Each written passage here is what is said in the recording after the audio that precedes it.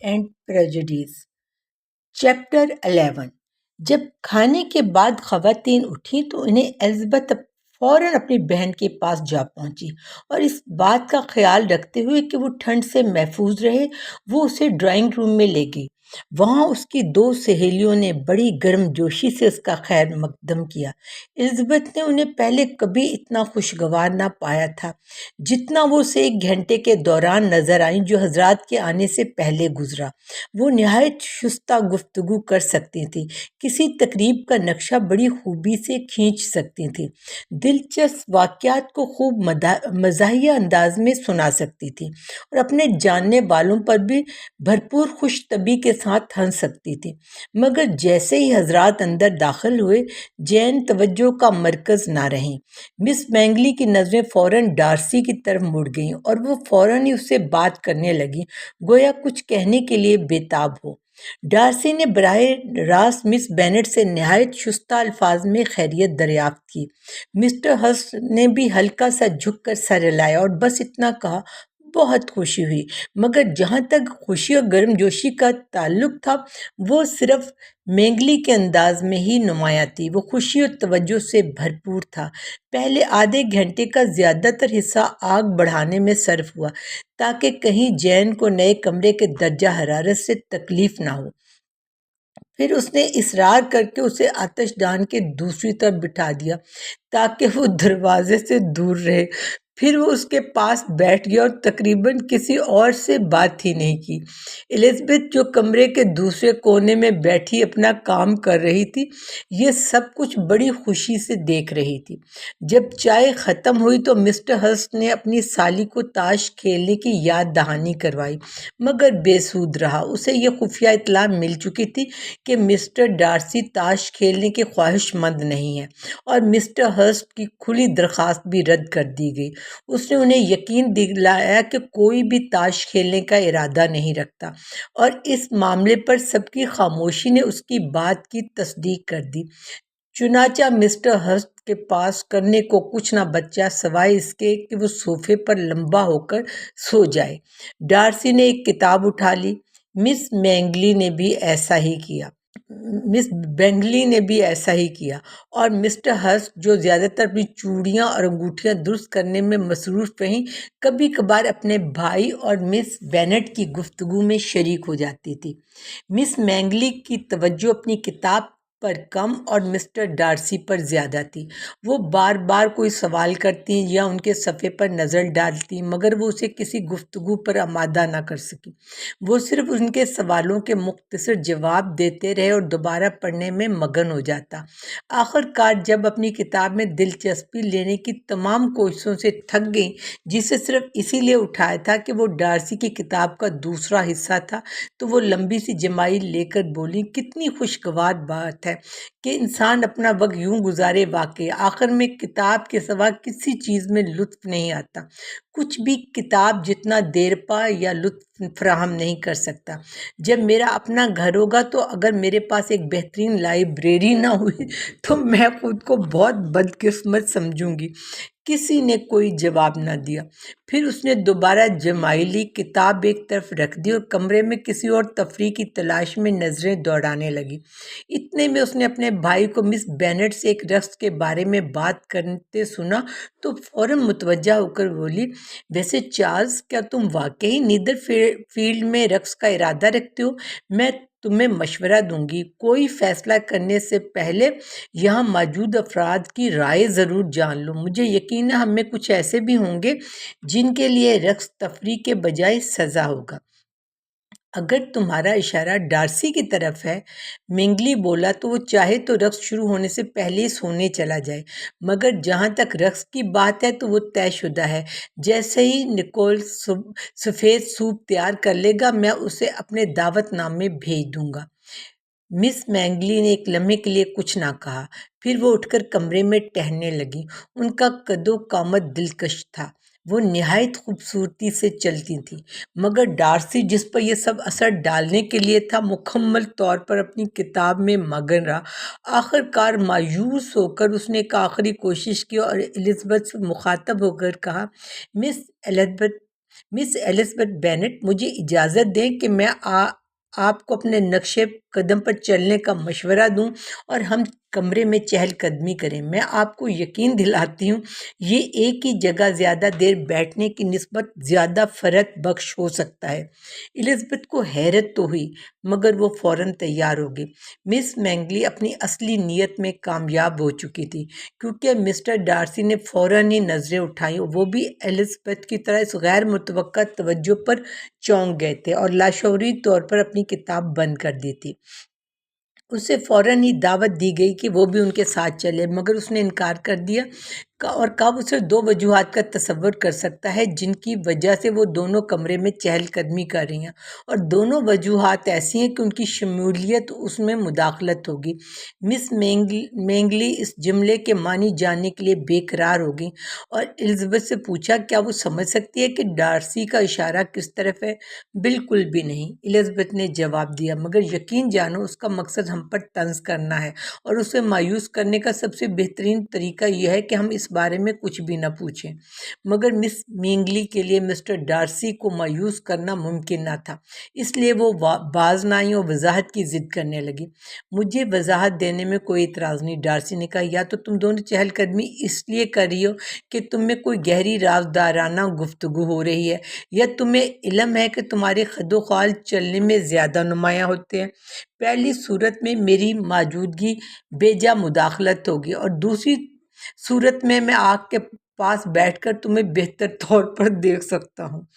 اور نہایت شرمناک، مس مینگلی چلائیں، میں نے کبھی ایسی بیہودہ بات نہیں سنی، ہمیں اسے اس گستاخی کی سزا دینی چاہیے۔ الزبتھ نے مسکراتے ہوئے کہا، یہ تو بالکل آسان ہے، اگر تم میں ذرا بھی خواہش ہو ہم ایک دوسرے کو تنگ کر سکتے ہیں اور سزا دے سکتے ہیں، بس اسے چھوڑو، اس پر ہنسو۔ جتنا تم اسے جانتی ہو تمہیں ضرور معلوم ہوگا کہ ایسے کیسے کیا جائے۔ اس پر ڈارسی ہلکا سا مسکرایا، بولا، تمہاری خامی یہ ہے کہ تم جان بوجھ کر لوگوں کو غلط سمجھتی ہو۔ مس مینگلی نے فوراً بات بدلی اور کہا، چلو کچھ موسیقی سنتے ہیں، اور پیانو فورٹ کھول دیا۔ ڈارسی نے چند لمحے سوچا، پھر اسے خیال آیا کہ وہ الزبتھ کی طرف کچھ زیادہ ہی متوجہ ہو رہا تھا۔ یہ خیال آتے ہی اس نے خاموشی سے اپنی نظریں پیانو کی طرف کر لیں۔ چیپٹر 12۔ بہنوں کے مابین طے شدہ معاہدے کے مطابق اگلی صبح الزبتھ نے اپنی ماں کو خط لکھا اور گزارش کی کہ دن کے کسی وقت بھی اس کے لیے بگی بھیج دی جائے، مگر مسز بینٹ جو اپنی بیٹیوں کے نیدر فیلڈ میں آنے کے منگل تک قیام کا حساب لگا چکی تھی، کیونکہ تب تک جین کی ایک مکمل ہفتے کی میزبانی مکمل ہو جاتی، اس کی قبل از وقت واپسی کو خوش دلی سے قبول کرنے پر آمادہ نہ ہو سکی۔ چنانچہ ان کا جواب الزبتھ کی خواہش کے مطابق نہ تھا، کیونکہ وہ جلد از جلد گھر لوٹنے کے لیے بےتاب تھی۔ مسز بینٹ نے صاف لکھ بھیجا کہ وہ منگل سے پہلے ہرگز بگی نہیں بھیج سکتی، اور خط کے آخر میں مزید یہ بھی درج کر دیا کہ اگر مسٹر بنگلے اور اس کی بہنوں سے مزید رکنے کے لیے آمادہ کریں تو وہ بخوبی انہیں وہاں رہنے کی اجازت دے سکتی ہے۔ مگر الزبتھ ہر صورت جلد واپسی کے لیے پرعزم تھی اور اسے زیادہ امید بھی نہ تھی کہ اس سے رکنے کی درخواست کی جائے گی، بلکہ وہ اس بات سے زیادہ فکر مند تھی کہ کہیں انہیں بلا وجہ طویل قیام پر مجبور نہ سمجھا جائے۔ اس لیے اس نے جین کو ترغیب دی کہ فوراً مسٹر بنگلی کی بگی مستعار لے لی جائے۔ بالآخر یہ طے پایا کہ وہ اپنی روانگی کے اصل منصوبے کا ذکر کریں گی اور بگی بھیجنے کی درخواست بھی کریں گی۔ یہ خبر سن کر کئی رسمی افسوس کے اظہار کیے گئے، مزید ایک دن قیام پر زور دیا گیا جس پر جین کا دل پسیج گیا اور یوں ان کی روانگی کل تک مؤخر کر دی۔ مس بنگلی بعد میں اپنے اس مشورے پر پچھتائیں، کیونکہ انہیں جین کی نسبت الزبتھ سے کہیں زیادہ حسد تھا اور ناپسندیدگی تھی۔ گھر کے مالک کو ان کی جلد روانگی کا سچا افسوس ہوا۔ انہوں نے کئی بار جین کو قائل کرنے کی کوشش کی کہ اس کے لیے سفر کرنا محفوظ نہیں ہوگا کیونکہ وہ ابھی پوری طرح صحت یاب نہیں ہوئی، مگر جین اپنے فیصلے پر قائم رہی۔ مسٹر ڈارسی کے لیے یہ خبر خوش آئند تھی۔ الزبتھ نیدر فیلڈ میں خاصی دیر ٹھہر چکی تھی، وہ اسے اپنی توقع سے زیادہ دلکش محسوس کرنے لگا تھا، اور مس مینگلی نہ صرف الزبتھ کے ساتھ بدتمیز ہو رہی تھی بلکہ خود اس کے لیے بھی حد سے زیادہ پریشان کن ہو چکی تھی۔ اس نے عقل مندی سے یہ طے کر لیا کہ وہ الزبتھ کے لیے اپنی کسی دلچسپی کا اظہار نہیں ہونے دے گا۔ ایسا کچھ بھی نہیں ہوا جو اس میں یہ امید پیدا کرے کہ وہ اس خوشی میں کوئی کردار ادا کر سکتی ہے۔ وہ اس بات سے بخوبی واقف تھا کہ اگر الزبتھ کے ذہن میں اس امکان کی ذرا بھی جھلک پیدا ہوئی تو اس کے رویے کے آخری لمحات اسے یا تو اس امید میں مزید پختہ کر دیں گے یا مکمل طور پر ختم کر دیں گے۔ اس ارادے کو مد نظر رکھتے ہوئے اس نے پورے ہفتے کے دوران الزبتھ سے بمشکل 10 الفاظ ہی کہے ہوں گے، یہاں تک کہ جب وہ دونوں آدھے گھنٹے کے لیے تنہا رہ گئے تب بھی وہ اپنی کتاب میں مکمل طور پر مشغول رہا اور ایک نظر بھی اس پر نہ ڈالی۔ اتوار کی صبح کی عبادت کے بعد وہ جدائی واقع ہوئی جو تقریباً سبھی کے لیے خوش آئندہ تھی۔ مس مینگلے کی الزبتھ سے خوش اخلاقی آخر کار تیزی سے بڑھ گئی، جتنی تیزی سے اس کی جین کے لیے محبت میں اضافہ ہوا۔ جب رخصت کا وقت آیا تو اس نے جین کو یقین دلایا کہ اسے لانگ بورن یا نیدر فیلڈ میں کسی بھی وقت دیکھ کر بے حد خوشی ہوگی، اور اسے نہایت محبت سے گلے لگایا گیا، یہاں تک کہ اس نے الزبتھ سے بھی مصافحہ کر لیا۔ الزبتھ نے پورے گروہ سے نہایت خوش مزاجی کے ساتھ الوداع کہا، مگر جب وہ گھر پہنچی تو ان کی والدہ نے انہیں خاص گرم جوشی سے خوش آمدید نہ کہا۔ مسز بینٹ ان کی آمد پر حیران ہوئی اور سمجھتی رہیں کہ انہوں نے خواہ مخواہ اتنی زحمت دی۔ وہ اس بات پر یقین رکھتی تھی کہ جین نے یقینی طور پر دوبارہ ٹھنڈ کھا لی ہوگی۔ البتہ ان کے والد اگرچہ زیادہ الفاظ کے محتاج نہ تھے، حقیقتاً اپنی بیٹیوں کو دیکھ کر خوش تھے کہ ان کی غیر موجودگی میں انہیں گھر کے ماحول میں ان کی اہمیت کا شدت سے احساس ہوا تھا۔ ادھر نیدر فیلڈ میں شام کی گفتگو جب سب گھر والے اکٹھے ہوئے اپنی رونق کھو چکی تھی اور زیادہ تر عقل و دانش بھی ختم ہو چکی تھی، کیونکہ جین اور الزبتھ کی غیر موجودگی نے محفل کو پھیکا کر دیا تھا۔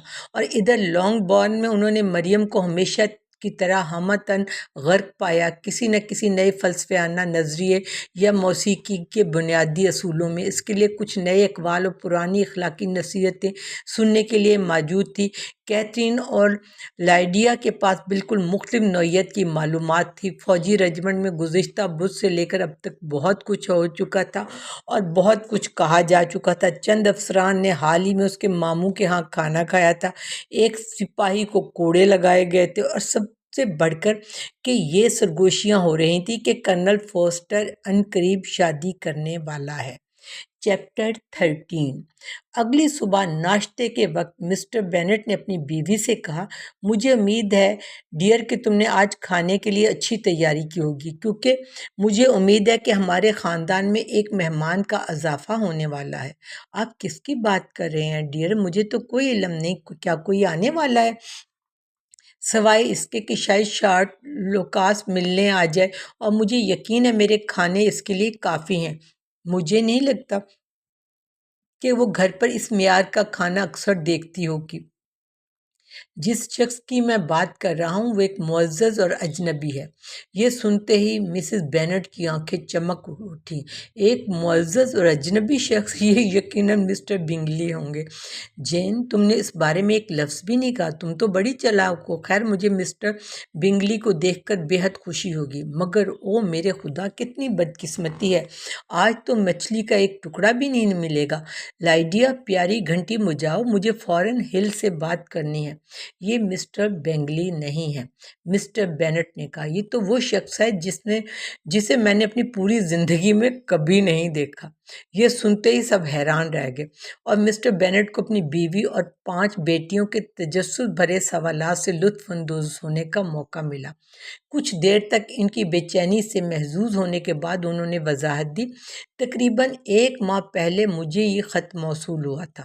2 ہفتے پہلے میں نے اس کا جواب دیا، کیونکہ میں نے اسے نازک معاملہ سمجھا جو فوری توجہ چاہتا تھا۔ یہ خط میرے کزن مسٹر کولنز کا ہے، جو میرے انتقال کے بعد جب چاہے تم سب کو اس گھر سے بے دخل کر سکتا۔ او میرے خدا، مسز بینٹ چلائیں، یہ بات میں سن ہی نہیں سکتی۔ برائے کرم اس نفرت انگیز شخص کا ذکر مت کیجیے، مجھے تو دنیا میں اس سے زیادہ ناانصافی یہی لگتی ہے کہ تمہاری جائیداد اپنی بیٹیوں کے بجائے کسی اور کو ملنے والی ہے۔ اگر میں تمہاری جگہ ہوتی تو کب کا کچھ نہ کچھ کر چکی ہوتی۔ جین اور الزبتھ نے اپنی ماں کو دوبارہ سمجھانے کی کوشش کی کہ جاگیرداری کے اصول کیسے کام کرتے ہیں، کیونکہ پہلے کئی بار یہ کوشش کر چکی تھی، مگر یہ ایک ایسا معاملہ تھا جس پر مسز بینٹ کو قائل کرنا ممکن نہیں تھا۔ وہ اس تلخی کے ساتھ اپنی 5 بیٹیوں کے حق میں ہونے والی ناانصافی پر مستقل برہمی رہیں، کیونکہ وہ کسی ایسے شخص کو کچھ دینے کے لیے تیار نہ تھی جسے کوئی پرواہ نہیں تھی۔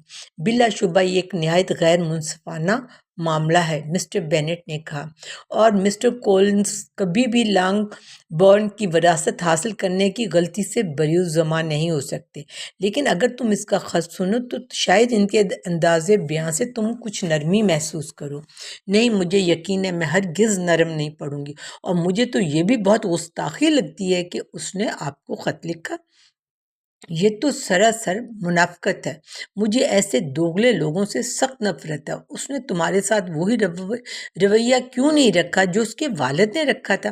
خیر، لگتا ہے کہ اس بارے میں کچھ بیٹے ہونے کے ناطے پریشانی رہی، جیسا کہ تم خود سنو گی۔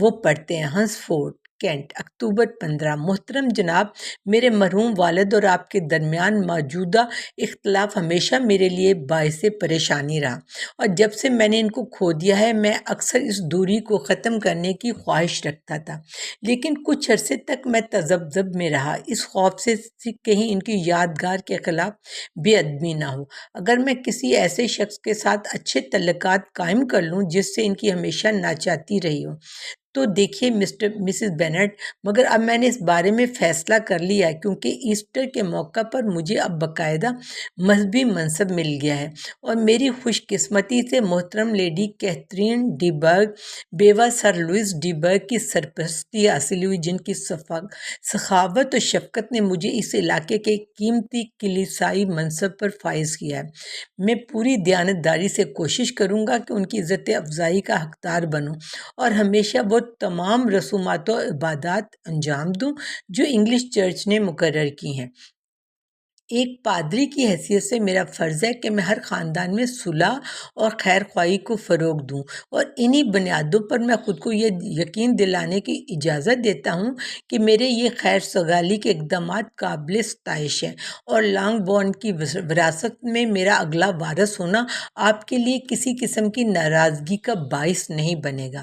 میں اس حقیقت پر دلی افسوس کرتا ہوں کہ میری وجہ سے آپ کی معزز بیٹیوں کو نقصان پہنچ سکتا ہے، اور میں اس کے لیے پیشگی معذرت خواہ ہوں، لیکن اس کا تدارک کرنے کے لیے میں ہر ممکن کوشش کرنے کے لیے تیار ہوں، مگر اس بارے میں ہم بعد میں بات کریں گے۔ اگر آپ کو مجھے اپنے گھر مدعو کرنے پر کوئی اعتراض نہ ہو تو میں پیر 18 نومبر کو سپہر 4 بجے آپ کے ہاں حاضر ہونے کا ارادہ رکھتا ہوں، اور امکان ہے کہ ہفتے کی شام تک آپ کی مہمان نوازی سے لطف اندوز ہوتا رہوں گا۔ میری خوش نصیبی ہے کہ لیڈی کیتھرین میری اتوار کو غیر حاضر ہونے پر اعتراض نہیں کرتی، بشرطیہ کسی اور پادری کو کلیسائی امور سونپ دیا جائے۔ میں محترم جناب آپ کی عزت ماں، بیوی اور آپ کی بیٹیوں کے لیے نیک خواہشات کا اظہار کرتا ہوں۔ آپ کا خیر اندیش دوست ولیم کون۔ تو ہم اس صلح جو معزز مہمان کی آمد کا 4 بجے انتظار کریں گے، مسز بینٹ نے خط بند کرتے ہوئے کہا۔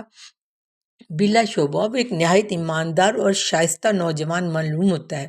مجھے یقین ہے وہ ایک کارآمد تعلق ثابت ہوگا، خاص طور پر اگر لیڈی کیتھرین نے اسے دوبارہ آنے کی اجازت دی، مگر کم از کم اس نے لڑکیوں کے بارے میں کچھ تو معقول بات کی ہے۔ اگر وہ واقعی ان کے لیے کسی قسم کا ازالہ کرنا چاہتے ہیں تو میں ہرگز اسے ایسا کرنے سے نہیں روکوں گا۔ یہ سمجھنا مشکل ہے، جین نے کہا، کہ وہ کس طرح وہ ہمیں وہ معاوضہ دینا چاہتے ہیں جو ہمارا ہمارا حق بنتا ہے، لیکن کم از کم ان کی نیت قابل تعریف ہے۔ الزبتھ کو سب سے زیادہ حیرانی ان کی لیڈی کیتھرین کے لیے غیر معمولی عقیدت پر ہوئی، اور اس نیک نیتی پر کہ وہ اپنے علاقے کا نام رکھنے، ان کی شادی کرنے اور دفنانے کے فرائض بخوبی انجام دے گے۔ یہ عجیب آدمی معلوم ہوتا ہے، اس نے کہا، میں اسے سمجھ نہیں پا رہی۔ اس کے انداز میں غیر معمولی شان و شوکت جھلک رہی ہے۔ اور یہ کیا مطلب ہوا کہ وہ وراثت میں اپنا نام آنے پر معذرت کھائیں؟ ہم یہ تو نہیں سمجھ سکتے کہ اگر وہ چاہتے تو اسے بدل سکتے تھے؟ کیا وہ واقعی عقل مند آدمی ہو سکتا ہے؟ نہیں میری عزیزہ، میری بیگم، میری بیٹی، میں ایسا نہیں سمجھتا، بلکہ میں امید کر رہا ہوں کہ وہ بالکل اس کے برعکس ہوں گے۔ ان کے خط میں خوشامد اور خود پسندی کا جو امتزاج ہے وہ میرے لیے کافی دلچسپ ہے۔ میں بے صبری سے ان سے ملنے کا منتظر ہوں۔ اگر صرف تحریر کی ساخت کے لحاظ سے دیکھا جائے، میری نے کہا، تو ان کے خط میں کوئی خاص کمی نظر نہیں آتی۔ زیتون کی شاخ کا استعارہ دینا شاید نیا نہ ہو، لیکن یہ مناسب انداز میں پیش کیا گیا ہے۔ کیتھرین اور لائڈیا کو تو نہ تو یہ خط دلچسپ لگا، نہ ہی ان کا لکھنے والا۔ انہیں یقین تھا ان کا کزن سرخ کوٹ میں نہیں آئے گا، اور انہیں اب کئی ہفتے ہو چکے تھے انہوں نے کسی اور رنگ کے لباس والے آدمی کی صحبت کا لطف اٹھایا ہو۔ جہاں تک اس کی ماں کا تعلق تھا، مسٹر کونز کے خط نے ان کی ناراضگی کو کافی حد تک ختم کر دیا تھا۔ وہ انہیں غیر معمولی سکون کے ساتھ دیکھنے کی تیاری کر رہی تھی، جس پر ان کے شوہر اور بیٹیاں حیران تھے۔ مسٹر کونز اپنے مقررہ وقت پر پہنچے اور پورے خاندان نے ان کا شائستگی سے استقبال کیا۔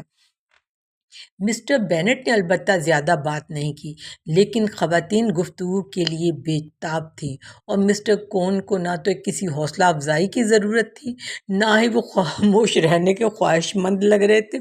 وہ 25 سال کے طویل قامت بھاری جسم والے نوجوان تھے۔ ان کا انداز سنجیدہ اور روبدار تھا، اور ان کے طور طریقے حد درجہ رسمی۔ ابھی وہ چند لمحے ہی بیٹھے تھے کہ انہوں نے مسٹر بینٹ کو ان کی بیٹیوں کے حسن و جمال پر مبارکباد دی۔ کہا کہ انہوں نے ان کے حسن کے بارے میں بہت کچھ سن رکھا تھا، مگر حقیقت نے شہرت کو بھی پیچھے چھوڑ دیا۔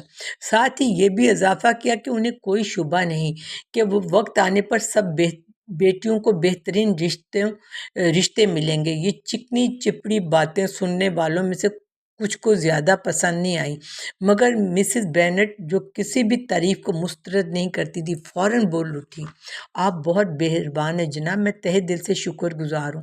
میں بھی پوری امید رکھتی ہوں کہ ایسا ہی ہو، ورنہ اس کا انجام بہت برا ہوگا۔ چیزیں کتنی عجیب طریقے سے طے ہو چکی ہیں۔ آپ شاید اس جائیداد کی وراثت کا ذکر کر رہی ہیں؟ ہاں جناب، بالکل، میری بچیوں کے لیے بہت بڑا المیہ ہے، یہ تو آپ بھی مانیں گے۔ البتہ میں اس میں آپ کو قصوروار نہیں ٹھہراتی، کیونکہ میں جانتی ہوں کہ دنیا میں یہ چیزیں محض اتفاقیہ ہوتی ہیں۔ جب ایک بار کوئی جائیداد وراثت میں چلی جائے تو پھر وہ کون جانتا ہے کہ کہاں جائے گی۔ محترمہ، میں اپنے حسین کزن کے اس نقصان سے بخوبی آگاہ ہوں، اور اس موضوع پر بہت کچھ کہہ سکتا ہوں، مگر میں قبل از وقت بے موقع بولنے سے محتاط رہتا ہوں۔ تاہم میں نوجوان خواتین کو یقین دلاتا ہوں کہ میں ان کے دل سے عزت کرتا ہوں۔ اس وقت مزید کچھ نہیں کہوں گا، لیکن جب ہم ایک دوسرے کو بہتر جان لیں گے۔ وہ اپنی بات مکمل نہ کر سکے کیونکہ انہیں کھانے کے لیے بلایا گیا، اور لڑکیوں نے ایک دوسرے کی طرف معنی خیز نظروں سے دیکھا۔ وہ واحد ہستی نہیں تھی جو مسٹر کونز کی تعریفوں کا مرکز بنی تھی۔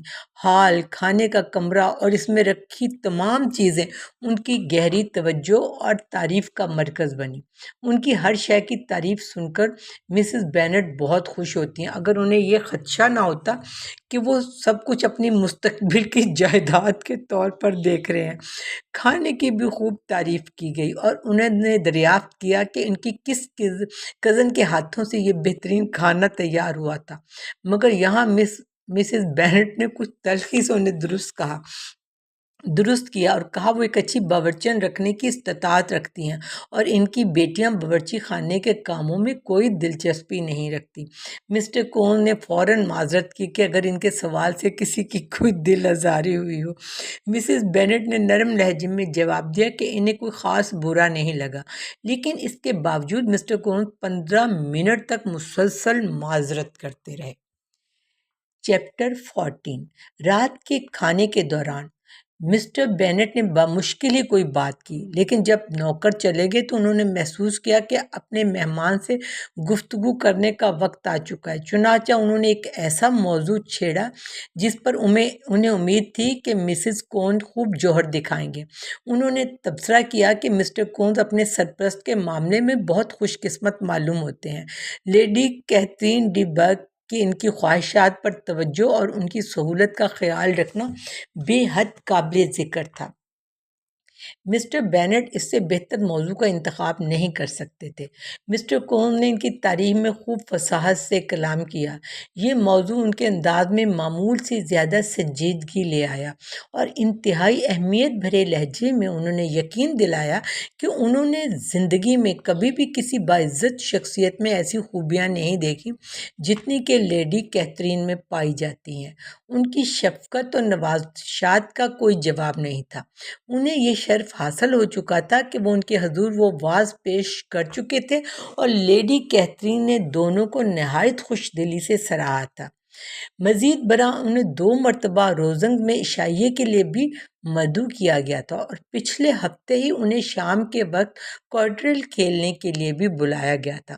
مسٹر کونز نے اعتراف کیا کہ اگرچہ بہت سے لوگ لیڈی کیتھرین کو مغرور سمجھتے تھے، لیکن انہیں تو ہمیشہ ان کی شائستگی اور خوش اخلاقی ہی نظر آئی۔ لیڈی کیتھرین نے ہمیشہ ان سے ایسے بات کی جیسے کسی اور معزز شخص سے کی جاتی ہے۔ وہ ان کے علاقے کے لوگوں کے ساتھ گھلنے ملنے پر کوئی اعتراض نہیں کرتی اور نہ ہی انہیں اپنے رشتہ داروں سے ملنے کے لیے کبھی کبھار چند ہفتوں کے لیے غیر حاضر رہنے پر کوئی مسئلہ ہوتا ہے، بلکہ انہوں نے تو یہاں تک عنایت فرمائی ہے کہ مسٹر کونز کو جلد شادی کرنے کا مشورہ دیا بشرطیکہ وہ عقل مندی سے کسی کا انتخاب کریں۔ ایک بار تو وہ خود ان کے سادہ سے گرجا گھر میں تشریف لائیں، جہاں انہوں نے ان کی گئی تمام تبدیلیوں کو مکمل طور پر پسند کیا، حتیٰ کہ چند مشورے بھی دیے جیسے اوپر کی منزل کے کمروں میں چند شیلفیں لگوانا۔ مسز بینٹ نے کہا، یہ سب بہت مناسب اور مہذب لگتا ہے۔ میرا خیال ہے وہ واقعی خوشگوار خاتون ہوں گی۔ افسوس کہ اکثر بڑی خواتین ان جیسی نہیں ہوتی۔ کیا وہ آپ کے قریب ہی رہتی ہیں جناب؟ مسٹر کونز نے جواب دیا، میری آجزانہ رہائش گاہ کا باغیچہ محض ایک گلی کے فاصلے پر ہے جو روزنگ پارک کو جدا کرتا ہے، جہاں ان کی لیڈی شپ قیام پذیر ہے۔ مسز بینٹ نے دریافت کیا، میرا خیال ہے آپ نے فرمایا کہ وہ بیوہ ہیں، کیا ان کے کوئی بچے وغیرہ بھی ہیں؟ ان کی ایک ہی بیٹی ہے جو روزنگ کی وارث اور بے حد وسیع جائیداد کی مالک بھی۔ مسٹر بینٹ نے سر ہلا کر کہا، تب تو وہ بہت سی لڑکیوں کے مقابلے میں کہیں زیادہ خوش قسمت ہے۔ وہ کس قسم کی نوجوان خاتون ہے؟ کیا وہ حسین ہے؟ مسٹر کونز نے نہایت جوش سے کہا، بلا شبہ نہایت دلکش خاتون ہے۔ لیڈی کیتھرین خود کہتی ہیں کہ حقیقی حسن کے معاملے میں مس ڈی برگ اپنی جنس کی سب سے خوبصورت عورتوں سے بھی بہتر ہے، کیونکہ ان کے نقوش میں وہ نفاست اور وقار ہے جو اعلیٰ خاندان کی پہچان ہوتا ہے۔ بدقسمتی سے ان کی صحت تھوڑا نازک ہے، جس کی وجہ سے وہ ہنر سیکھنے میں وہ ترقی نہیں کر سکی جو بصورت دیگر ضرور کر لیتی۔ یہ بات مجھے ان کی معلمہ نے بتائی جو آج بھی ان کے ساتھ مقیم ہے، لیکن وہ نہایت خوش اخلاق ہیں اور اکثر اپنی چھوٹی فیتن اور پونیوں پر میری عاجزانہ رہائش گاہ کے پاس سے گزرنے کی زحمت گوارا فرماتی ہیں۔ مسز بینٹ نے مزید پوچھا، کیا انہیں دربار میں پیش کیا جا چکا ہے؟ مجھے ان کا نام شاہی خواتین میں یاد نہیں آتا۔ مسٹر کونز نے افسوس بھرے لہجے میں کہا، ان کی کمزور صحت نے انہیں لندن جانے سے روک رکھا ہے، اور اسی وجہ سے جیسا کہ میں خود ایک دن لیڈی کیتھرین سے کہا کہ برطانوی دربار اپنی سب سے درخشاں زینت سے محروم رہا ہے، ان کی لیڈی شپ کو میرا یہ خیال بہت پسند آیا۔ آپ اندازہ کر سکتے ہیں مجھے ہمیشہ ایسے نازک تعریفوں کے مواقع ڈھونڈنے میں مسرت ہوتی ہے جو خواتین کو خوش کر سکے۔ میں نے لیڈی کیتھرین سے کئی بار کہا ہے کہ ان کی دلکش بیٹی گویا ایک ڈچس بننے کے لیے پیدا ہوئی ہے، اور بلند ترین عہدہ بھی اس کے مرتبے میں اضافہ کرنے کے بجائے وہ عہدہ ان کی بدولت مزید شاندار نظر آئے گا۔ یہی وہ چھوٹی چھوٹی باتیں ہیں جو ان کی لیڈی شپ کو خوش کرتی ہیں، اور میں اسے اپنی ایک خاموش ذمہ داری سمجھتا ہوں کہ اس کا پورا لحاظ رکھوں۔ مسٹر بینٹ نے تبصرہ کیا، آپ بہت درست اندازے لگاتے ہیں، اور یہ آپ کے لیے خوش قسمتی کی بات ہے کہ آپ کو نرمی اور لطافت سے خوشامد کرنے کا ہنر آتا ہے۔ کیا میں پوچھ سکتا ہوں یہ خوش کن الفاظ موقع کی مناسبت سے خود بخود آ جاتے ہیں یا آپ پہلے سے ان کی مشق کرتے ہیں؟ مسٹر کون نے جواب دیا، یہ زیادہ تر حالات کے مطابق خود آ جاتے ہیں، اگرچہ میں بعض اوقات خود کو ایسی خوبصورت تعریفیں ترتیب دینے میں مشغول پاتا ہوں جو معمولی مواقع کے لیے مناسب ہوں، لیکن میں ہمیشہ انہیں غیر رسمی اور بے ساختہ انداز دینے کی کوشش کرتا ہوں۔ مسٹر بینٹ کی توقعات پوری ہو چکی تھی۔ ان کے کزن کی گفتگو اتنی ہی بے تکی تھی جتنی انہوں نے امید کی تھی۔ وہ بڑی توجہ اور لطف سے انہیں سنتے رہے، مگر ساتھ ہی سنجیدگی کا بھرپور مظاہرہ بھی کرتے رہے۔ وہ اپنی خوشی میں صرف الزبتھ کے ساتھ ایک آدھ نظر کے تبادلے کے علاوہ کسی کو شریک کرنے کی ضرورت محسوس نہیں کر رہے تھے۔ چائے کے وقت تک مسٹر بینٹ کے لیے یہ تفریح کافی ہو چکی تھی۔ وہ اپنے مہمان کو دوبارہ ڈرائنگ روم میں لے جانے پر خوش ہوئے۔ چائے کے بعد وہ مزید خوشی سے ان سے درخواست کرنے لگے کہ وہ خواتین کے لیے کچھ بلند آواز میں پڑھ کر سنائیں۔ مسٹر کون بخوبی راضی ہو گئے اور ایک کتاب لائی گئی۔ جیسے ہی انہوں نے اسے دیکھا ان کا موڈ خراب ہو گیا۔ انہوں نے سختی سے کہا کہ وہ کبھی ناولز نہیں پڑھتے۔ کیٹی نے حیرت سے ان کی طرف دیکھا اور لائڈیا نے تعجب سے بلند آواز کی۔ دوسری کتابیں لائی گئی اور کچھ غور و خوض کے بعد اس نے فورڈ ڈائس کے خطبات کو منتخب کیا۔ لائڈیا نے حیرت سے منہ کھول دیا جب اس نے کتاب کھولی اور ابھی وہ نہایت یکسانی اور سنجیدگی کے ساتھ 3 صفحات ہی پڑھ پائے تھے کہ لائڈیا نے مداخلت کی، کیا آپ جانتی ہیں کہ ماما میرے انکل فلپس رچرڈ کو نکالنے کا ارادہ رکھتے ہیں؟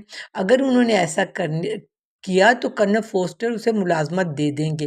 میری آنٹی نے خود مجھے ہفتے کے دن یہ بات بتائی تھی۔ میں کل میریٹن جاؤں گی تاکہ اس بارے میں مزید سن سکوں اور یہ معلوم کر سکوں کہ مسٹر ڈینی کب شہر سے واپس آ رہے ہیں۔ لائڈیا کو اس کی دونوں بڑی بہنوں نے چپ رہنے کو کہا اور مسٹر کون سخت نالاں نظر آ رہے تھے۔ انہوں نے اپنی کتاب بند کر دی اور کہا، میں نے اکثر مشاہدہ کیا ہے کہ نوجوان خواتین سنجیدہ نوعیت کی کتابوں میں کم دلچسپی رکھتی ہیں، حالانکہ یہ خاص طور پر ان کے فائدے کے لیے لکھی گئی ہیں۔ یہ بات مجھے حیران کرتی ہے کیونکہ خود یقینی طور پر ان کے لیے سب سے فائدہ مند چیز جو علم و تربیت ہی ہو سکتی ہے، لیکن میں اب اپنی نوجوان کزن کو مزید پریشان نہیں کروں گا۔ پھر مسٹر بینٹ کی طرف متوجہ ہو کر انہوں نے خود کو بیلیگمون میں ان کے مد مقابل کے طور پر پیش کیا۔ مسٹر بینٹ نے یہ چیلنج قبول کر لیا اور تبصرہ کیا کہ وہ نہایت دانش مندی کا مظاہرہ کر رہے ہیں کہ لڑکیوں کو ان کے معمولی مشاغل میں چھوڑ رہے ہیں۔ مسز بینٹ اور ان کی بیٹیوں نے لائڈیا کی مداخلت پر نہایت شائستگی سے معذرت کی اور وعدہ کیا کہ اگر وہ دوبارہ اپنی کتاب شروع کریں گے تو ایسا دوبارہ نہیں ہوگا، لیکن مسٹر کونز انہیں یقین دلاتے رہے کہ وہ اپنی نوجوان کزن سے کوئی رنجش نہیں رکھتے اور ان کے رویے کو کسی قسم کی توہین کے طور پر نہیں دیکھ رہے۔ پھر ایک اور میز پر جا کے بیٹھ گئے اور مسٹر بینٹ کے ساتھ رمی کھیلنے کی تیاری کرنے لگے۔ چیپٹر 15۔ مسٹر کونز کوئی سمجھدار آدمی نہ تھے اور فطری کمی کو تعلیمی یا معاشرتی تجربے سے بھی زیادہ تقویت نہیں ملی تھی۔ ان کی زندگی کا زیادہ تر حصہ ایک جاہل اور کنجوس باپ کی سرپرستی میں گزرا تھا۔ اگرچہ وہ کسی یونیورسٹی سے وابستہ رہے لیکن وہاں انہوں نے محض ضروری شرائط پوری کی بغیر کسی مفید تعلقات بنانے کے۔ ان کے والد کی سخت تربیت نے انہیں ابتدا میں بہت عجز و انکساری سکھائی تھی، لیکن وقت کے ساتھ ساتھ یہ خصوصیت ایک کمزور ذہن کی خود پسندی، گوشہ نشینی کی عادت اور غیر متوقع خوشحالی کے اثرات کے باعث کافی حد تک کمزور ہو گئی تھی۔ خوش قسمتی سے جب ہنس فورڈ کے پادری کی جگہ خالی ہوئی تو ان کا تعارف لیڈی کیتھرین ڈی برگ سے ہوا، جس نے انہیں یہ عہدہ عطا کیا۔ وہ لیڈی کیتھرین کے اعلیٰ رتبے کے بے حد معترف تھے اور ان کی سرپرستی کو بہت ہی مقدس جانتے تھے، اور اس عقیدت کے ساتھ اپنی حیثیت اور روحانی اختیار کا فخر بھی رکھتے تھے۔ یہ تمام عناصر مل کر انہیں تکبر اور عاجزی، خود پسندی اور فرما برداری کا ایک پیچیدہ سا امتزاج بنا دیتے تھے۔ اب جبکہ وہ ایک اچھی رہائش اور معقول آمدنی کے مالک تھے، انہوں نے شادی کا ارادہ کر لیا تھا۔ لانگ بورن کے خاندان سے صلح کرنے کی کوشش کے پیچھے بھی یہی مقصد تھا، کیونکہ وہ اس خاندان کی کسی بیٹی کو اپنا شریک حیات بنانا چاہتے تھے، بشرطے وہ اتنی حسین اور نیک سیرت ہوتی جیسا کہ عام طور پر مشہور تھا۔ یہ ان کے نزدیک ان کے والد کی جاگیر وراثت میں ملنے کا بہترین ازالہ تھا۔ وہ اپنے منصوبے کو انتہائی موزوں، معقول، اپنی طرف سے بے حد فیاضانہ اور بے لوث سمجھتے تھے۔ جب انہوں نے لڑکیوں کو دیکھا تو ان کا منصوبہ بدستور قائم رہا۔ مس بینٹ کی دلکش صورت نے ان کے خیالات کو مزید مضبوط کیا اور وہ پہلی ملاقات میں انہیں اپنا انتخاب سمجھنے لگے۔ تاہم اگلی صبح ناشتے سے پہلے مسز بینٹ سے مختصر گفتگو نے ان کے فیصلے کو بدل دیا۔ بات ہنس فورڈ کے پادری ہاؤس سے شروع ہو کر جلد ہی ان کی امید تک پہنچ گئی کہ اس کے لیے کوئی موزوں خاتون لانگ بورن میں مل جائے گی۔ مسز بینٹ نے خوش اخلاقی کے ساتھ بتایا کہ ان کے سب سے بڑی بیٹی جین جلد ہی شادی یا منگنی کرنے والی ہے۔ یہ سن کر مسٹر کون نے اپنا انتخاب بدل کر الزبتھ پر کر لیا۔ جب تک مسز بینٹ چولہا درست کر رہی تھی ان کا فیصلہ مکمل ہو چکا تھا۔ چونکہ الزبتھ عمر اور حسن میں جین کے بعد تھیں، اس لیے وہ ان کے نزدیک اگلی موزوں امیدوار ٹھہریں۔ مسز بینٹ نے اس موقع کو غنیمت جانا اور امید باندھ لی کہ وہ جلد ہی اپنی دو بیٹیوں کی شادی کروا سکیں گی۔ وہ شخص جسے وہ کل تک ناپسند کرتی تھی آج ان کی نظر میں بے حد عزت والا بن چکا تھا۔ ادھر لائڈیا کے میریٹن جانے کے ارادے کو بھی بھلایا نہیں گیا۔ جین کے سوا سبھی بہنیں اس کے ساتھ جانے پر تیار ہو گئیں۔ مسٹر بینٹ نے خود اس بات پر زور دیا کہ مسٹر کونز بھی ان کے ساتھ جائیں، کیونکہ وہ کسی بھی صورت اپنی لائبریری میں سکون چاہتے تھے۔ ناشتے کے بعد مسٹر کونز لائبریری میں جا بیٹھے اور بظاہر ایک ضخیم کتاب میں مصروف ہو گئے، پر در حقیقت وہ مسٹر بینٹ سے مسلسل ہنس فورڈ کی اپنی رہائش گاہ اور باغ کی باتیں کرتے رہے۔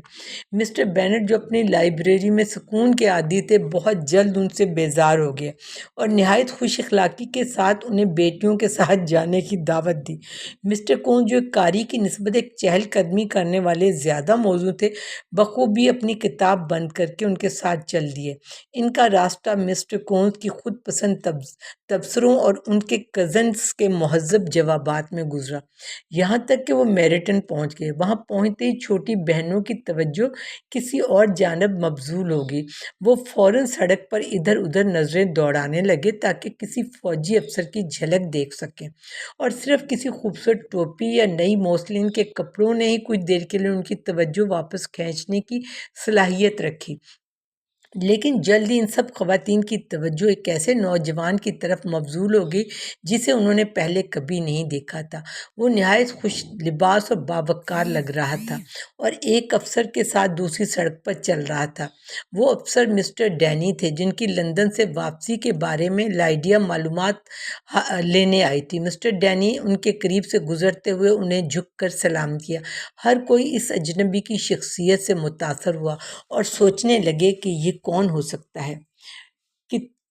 کیتھی اور لائڈیا نے ارادہ کیا اگر ممکن ہو وہ اس کے بارے میں معلوم کریں گی۔ وہ کسی بہانے سے سڑک کے پار ایک دکان میں جانے لگیں اور خوش قسمتی سے جیسے ہی وہ فٹ پاتھ پر پہنچی وہی دو حضرات واپس مڑ کر اس جگہ آ گئے۔ مسٹر ڈینی نے براہ راست ان سے بات کی اور درخواست کی کہ وہ ان کے دوست مسٹر وکم سے ملنے کی اجازت دیں، جو گزشتہ روز ان کے ساتھ لندن سے واپس آئے تھے اور جنہوں نے ان کی ریجمنٹ میں کمیشن قبول کر لیا تھا۔ اسے مکمل طور پر دلکش بنانے کے لیے اس کی ظاہری شکل و صورت اس کے حق میں بہت بڑی بات تھی۔ اس میں خوبصورتی کے تمام پہلو تھے، ایک خوبصورت چہرہ، اچھا جسم اور دلکش انداز۔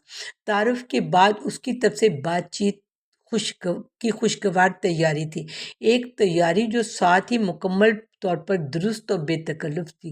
ساری پارٹی ابھی تک کھڑی تھی اور بہت خوشگوار انداز میں باتیں کر رہی تھی جب گھوڑوں کی آواز نے ان کی توجہ اپنی طرف مبذول کر لی اور ڈارسی اور بینگلی کو سڑک پر سوار آتے ہوئے دیکھا گیا۔ جب انہوں نے گروپ کی خواتین کو پہچانا تو وہ دونوں حضرات سیدھے ان کی طرف آئے اور معمول کی تہذیبی انداز میں بات چیت شروع کی۔